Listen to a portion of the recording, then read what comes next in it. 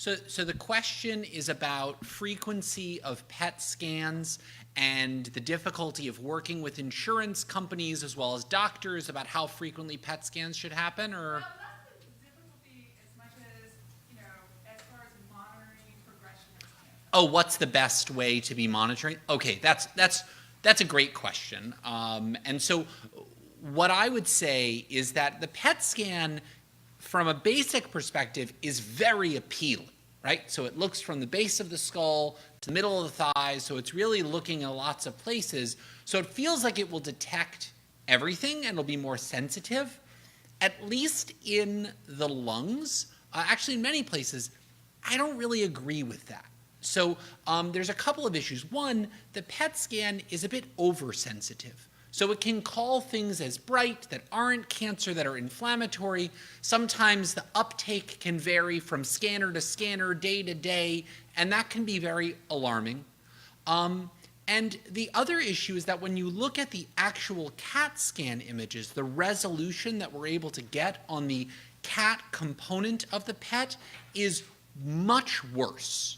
And so that means that we've got a test that exposes patients to much more radiation with a substantial risk for false positives and has less resolution. It's not as appealing from that perspective. That being said, there are patients in whom I do frequent PETs on, and those are patients who have, for instance, bone-only disease, where CAT scans are not as good as detecting bony disease. And it's a discussion with each patient to try to personalize it. I have a little follow-up to that question. Yeah. I've heard that adenoma in situ doesn't light up on a PET, so it wouldn't be effective for certain non-small cells anyway. So that's another side of it, is that some things that aren't cancer can light up. So the question was, so adenocarcinoma in situ does not light up. And I think that it's true that some things that are not cancer do light up, but the other side is definitely true. Some things that are cancer don't light up.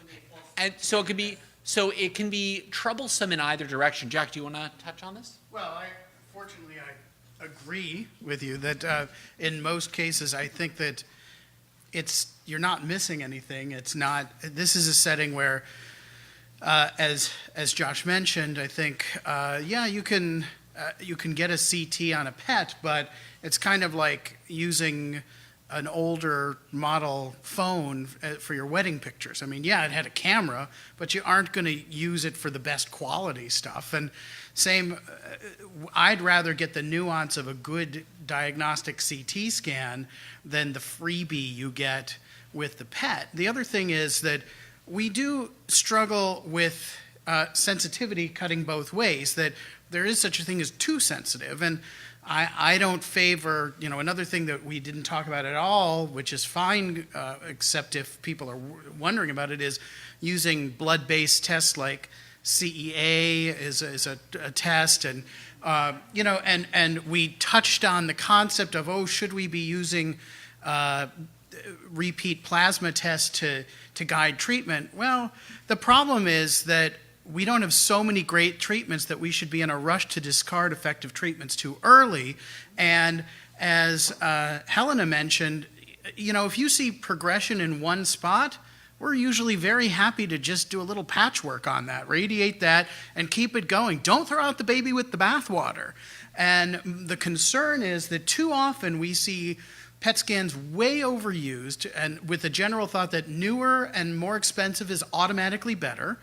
And that you'll see, well, this lesion that we've been following had an SUV, standard uptake value, which is the measure of metabolism, was 5.5, and now it's 6.1. Oh my God, let's change treatments. No, that is like changing lanes in traffic jam. It's moving for the sake of moving, and it's not a good idea. We don't want to discard treatments without clinically significant progression, which is a higher bar. So same way, if you get a diagnostic CT and you can squint and see one or two things are a millimeter or two larger, we don't want to scrap a well-tolerated therapy just based on the tiniest hint of progression. It has to be enough to justify tossing something and going with something else instead. And so my concern for the PET is, among other reasons, that too often it leads to bad decisions. And as Josh mentioned, a lot of what it finds that you don't find on a CT are rabbit holes to go down rather than effective, really useful things. And I think that all being said, I think PET is a useful test up front for staging. Oh, yeah. Yeah, This is not, it's still useful. But this is just for, following disease, I agree that I think Yeah. it's yeah, absolutely. Other questions? So I want to ask the question of how we all handle the issue of, and I asked Helena at lunch, and I know she doesn't have a great answer, but fine, so she can convey. I'm sure Helena's answer was excellent. It was, but it conveys the ambiguity we all feel of. You have some, you have treated brain metastases on an ALK inhibitor or osimertinib, and it's been controlled, but now there's marked progression in 4 spots in the lung and the liver, and it's time to switch to some chemo-based treatment. Do you keep a targeted therapy going to control the disease in the brain that you're worried about, which is only, which is not definitively destroyed, but is just suppressed and or not? Because historically, and Helena showed this in some of the before lunch work on acquired resistance, our general rule has been you move on and you don't look back and you don't keep something going as a combination. But I think that the brain story makes us scratch our heads about this, and I don't think we have a great answer. I'm interested in kind of what you think and do, because I know we don't have evidence to point to it. It's interesting. Josh asked me the same question in our pre-lunch meeting. I guess great minds think alike, right? So my approach is very much like what you were describing, which is that if I have a patient who has known brain disease and they are on a treatment with known brain activity, then if they are progressing systemically, I will keep on the tyrosine kinase inhibitor. That being said, when I do it, I will have a long talk with the patient and I will say, we are doing this.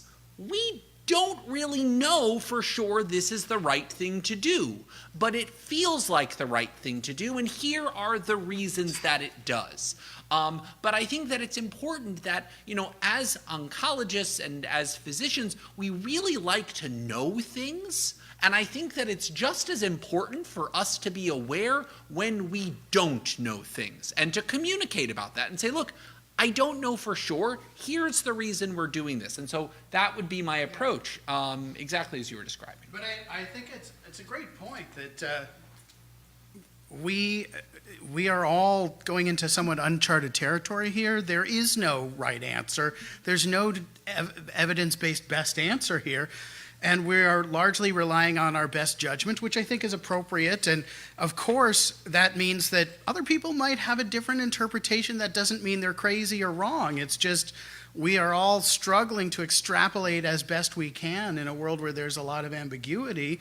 Another one is, should we be giving chemo with immunotherapy after acquired resistance? And how much faith should we put in a subset of one trial, which is very limited, versus general interpretations that immunotherapy hasn't worked that well? Jill. I think it's that there's the same ambiguity around oligometastatic disease. Right. What is it? There's way too many people. In fact, that was going to be another question that I'm on the sidelines thinking, well, one other thing I'd like to get a sense from others about, especially since Helena has been, their institution's kind of been at the forefront of radiating progression.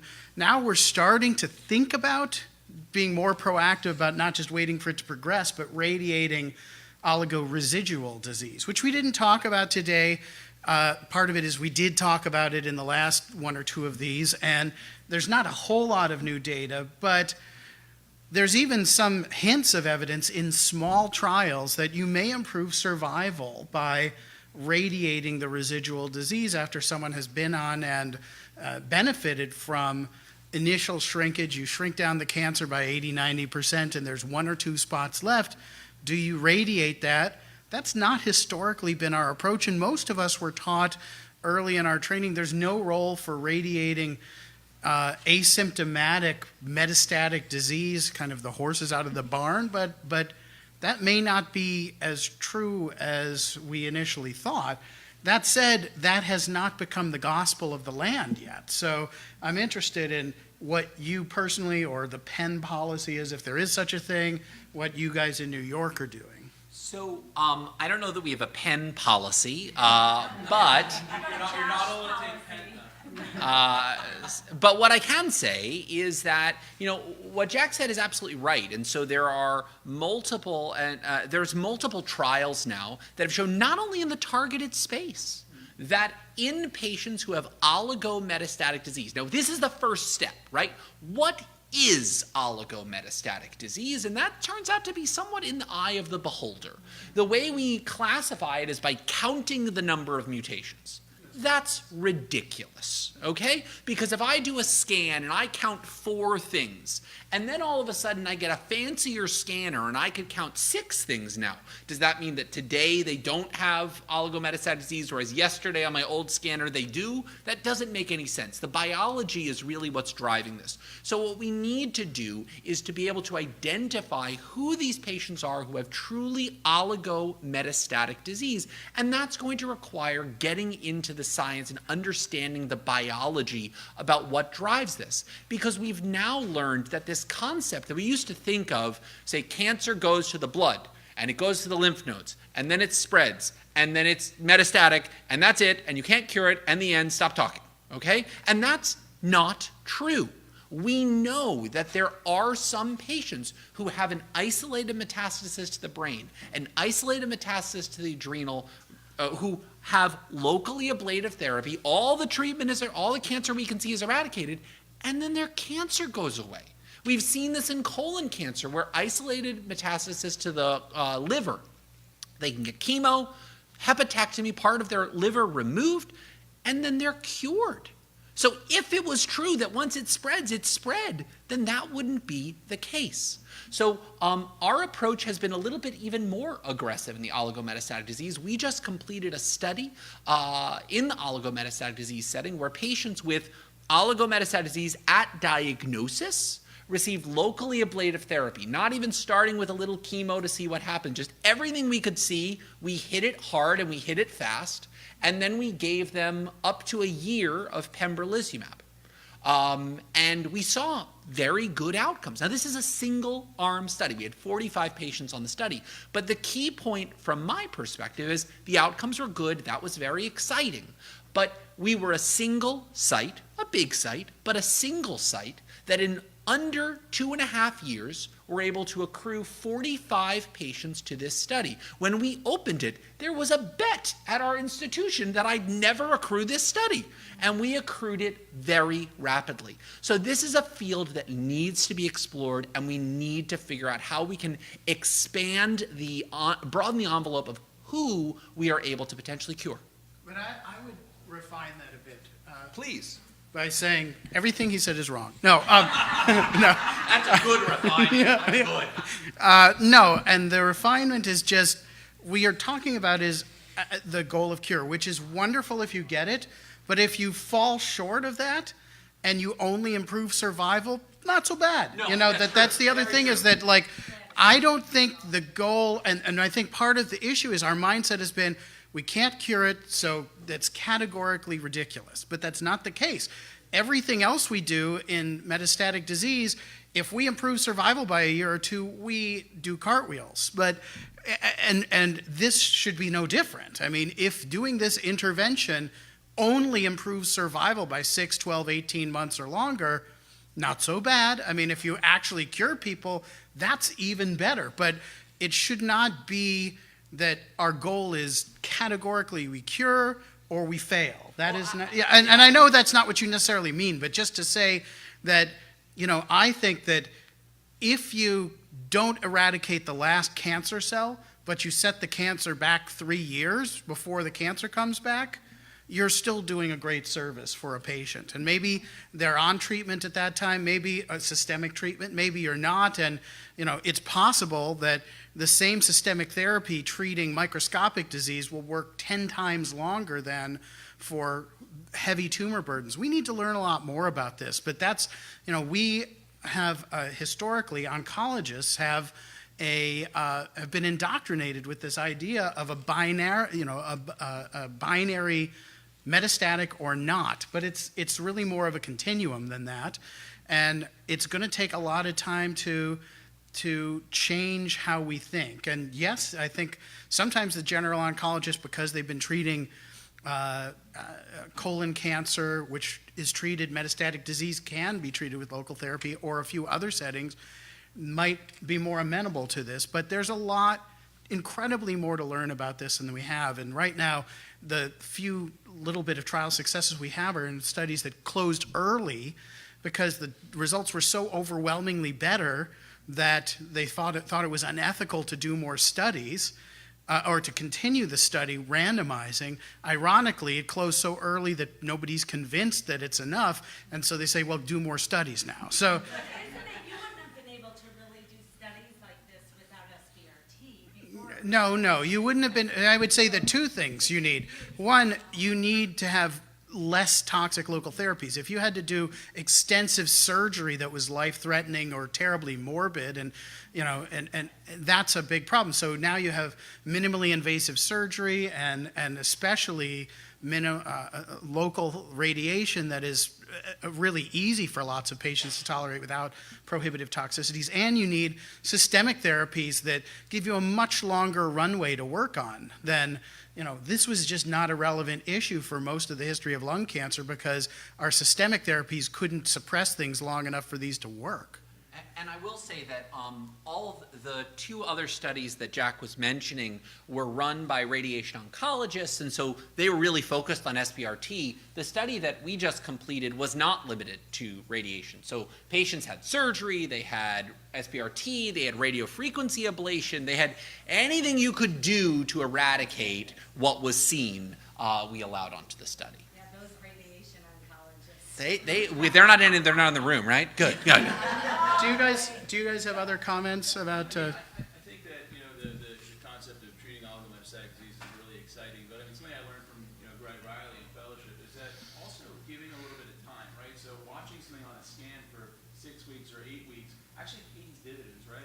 If it's still there and it hasn't significantly changed, or if in 6 weeks other things pop up, right? Maybe doing definitive type therapy actually may cause more harm than benefit.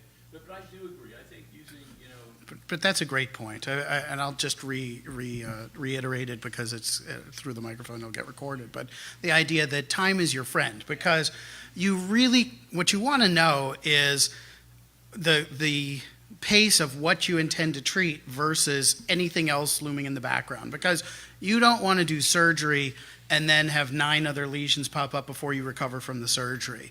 And when you have the opportunity to follow things up, you have a lot more confidence that your 1 or 2 lesions that are growing are the only active issues, and the longer you're following it, the more confident you are that there aren't things coming up in the background. The concern I have about the upfront is with just one time point, you don't know whether you're catching a bullet or not.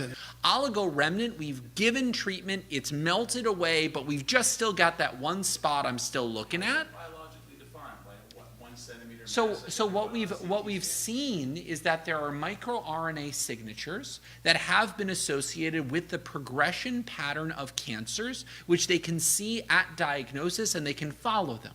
The problem with these microRNA signatures is that they're not used clinically, because when was the last time you did a microRNA panel, right? Like, you don't check for these things, and we don't have enough data to really guide this. And when we do the studies, my study included, it's a small study. It's not a big multi-institutional trial with a big budget that we can do these deep biomarker analyses on.